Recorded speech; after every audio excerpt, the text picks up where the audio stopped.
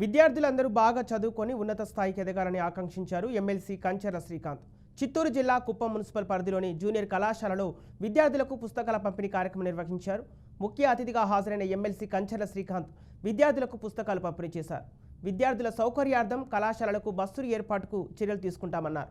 త్వరలోనే కాలేజీల్లో కూడా మధ్యాహ్న భోజన పథకాన్ని ప్రారంభిస్తామన్నారు. ఈ కార్యక్రమంలో టీడీపీ మున్సిపల్ అధ్యక్షుడు రాజ్ కుమార్, కొత్తపేట ఇన్ఛార్జి ముఖేష్, టీడీపీ నాయకులు తదితరులు పాల్గొన్నారు.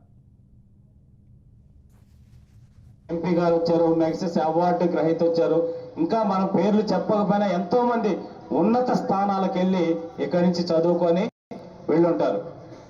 ఎక్కడున్నాం అనేది కాదు ఇంపార్టెంట్, ఏం చేస్తున్నాం, ఎలా చేస్తున్నాం అనేది ఒక్కటే ఇంపార్టెంట్. ఆ సంకల్పం అనుకుని ఈరోజు మీలాగే ఇట్లాగే గ్రామీణ ప్రాంతాల్లో ఒక చిన్న చిన్న స్కూల్స్లో 7 కిలోమీటర్లు నడిచి చదువుకున్న వ్యక్తి ఈరోజు మన రాష్ట్రానికి ముఖ్యమంత్రిగా ఉన్నారు. ఆ ముఖ్యమంత్రి నారా చంద్రబాబు నాయుడు గారు. మీలాగే గ్రామీణ ప్రాంతం 7 కిలోమీటర్లు నడుచుకొని స్కూల్కి వెళ్ళి వచ్చి చదువుకున్న వ్యక్తి త్వరలో శాంక్షన్ చేపిస్తారు. ఎందుకంటే ఈ బాధ చూడటం అనేది చాలా కష్టంగా ఉంది. That is the first activity.